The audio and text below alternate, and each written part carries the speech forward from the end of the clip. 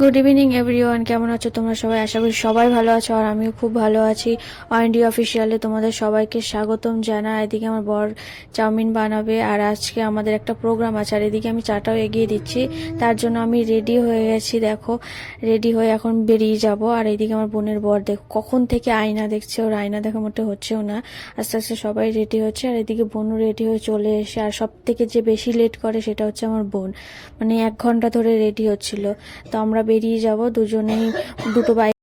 তো আমরা এখন চলে যাব ঠাকুরনগরের উদ্দেশ্যে। তো ঠাকুরনগর যাচ্ছি, দেখো গাইস এতটা ভিড় কি বলবো, মানে 9:30টার দিকে গেছি, সবার লাস্টে মানে আমরাই গেছি, তাও দেখি ভিড় কমে না। যেতে যেতে দেখো সামনের একটা প্যান্ডেল দেখেছি, ছোট্ট করে একটা মানে ড্রয়িং করেছে, এগুলো সব থেকে বেশি ভালো লেগেছে। আর এখানে যে জিনিসটা করেছে না, এটাও আমার খুব ভালো লেগেছে।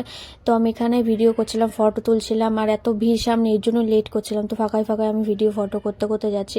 আর এত লোকের সামনে না সত্যি কথা বলতে ক্যামেরা ধরতে কেমন লজ্জা লাগে। তো এই সামনে চলে এসে চার্চের সামনে আস্তে আস্তে চলে যাব। আর এদিকে ঢোকার গেট। আর যাই হোক, ঠাকুরনগর চার্চটা হয়তো ছোট হতে পারে কিন্তু দেখতে খুবই সুন্দর, তোমরা যে যে গেছো তারাই বুঝতে পারবে। আর এদিকে আমি চলে যাচ্ছি।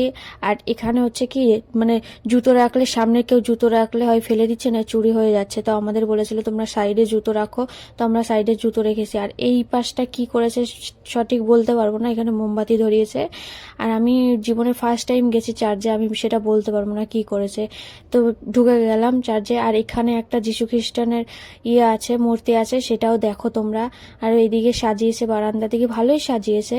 তো আমি ফার্স্ট টাইম এসে আমার বেশ ভালোই লাগলো। তো আমি সিঁড়ি দিয়ে উঠে যাচ্ছিলাম, আর একটু হলেই জানো তো পড়েই যেতাম, মানে তাড়াহুড়ো করে পেছন দিকে তাকিয়ে সামনের দিকে আছে, তো পড়ে আমি পড়বো না তো কে পড়বে। তো এইদিকে দেখো ভালো, এখানে মূর্তিগুলো সেই স্টপিস করে রেখে দিয়েছে। আর এদিকে আরেকটা যীশু খ্রিস্টানও শুয়ে আছে, সেটাও একটা কাচের বাক্সের মধ্যে রেখে দিয়েছে। আর এখানে এই জিনিসটা বেশ আমার ভালো লেগেছে, এটা আমি অনেকক্ষণ ধরে ফলো করছিলাম, এটা আমি অনেকক্ষণ ধরে দেখছিলাম। আর এখানে প্রায় বসার জায়গা ছিল, এখানে আমি বসেছিলাম। তো আস্তে আস্তে ভেতরের দিকে যাব। ভেতরের দিকটা তো আরো সুন্দর করেছে, দেখো তোমরা না দেখলে বুঝতে পারবে না।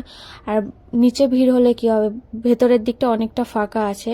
তো ভেতরে এসে দেখি এত বড়, আর সবাই ক্যামেরা ধরেছিল, আমার বর ক্যামেরা ধরেছিল বলে, আর সবাই আমার দিকে তাকিয়েছিল, এতটা লজ্জা লাগছিল আমি বলে প্রকাশ করতে পারবো না।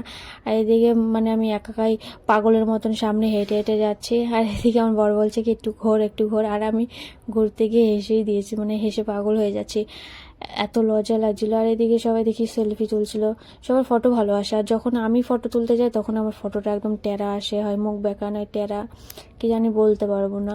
আর এই জিনিসটা সব থেকে আমার বেশি ভালো লেগেছে, এই জিনিসটা আমি এটাই মানে গোটা ঠাকুরনগরের মধ্যে আমি এই জিনিসটা একটুখানি ভালো দেখেছি। আর এই যে আমাদের উপরে চার্চ, আজকে 25শে ডিসেম্বরের উদ্দেশ্যে আসা এই চার্চের কারণে, মানে ঠাকুরনগরে আসা এই চার্চ দেখতেই, চার্চের কারণে। আর বাইরে এটাও করেছিল, এটা থাকে নাকি বলতে পারবো না, কিন্তু আমি আজকে আজকে গিয়ে দেখেছি, ওই জন্য। আর এদিকে বর বলছে কি করিস কি করিস। আর এদিকে ঠাকুরনগরে আমি জানতাম ফুলের দাম সব থেকে সস্তা বেশি, আর এখানে একটা ফুল যা বলছে 70 টাকা 80 টাকা, তার জন্য আমি নিইনি, চলেই গেলাম। আমার ফুল নেওয়ার খুব ইচ্ছা ছিল। আর এদিকে সামনে একটা মেলা হচ্ছিল, একটুখানি কিছুটা।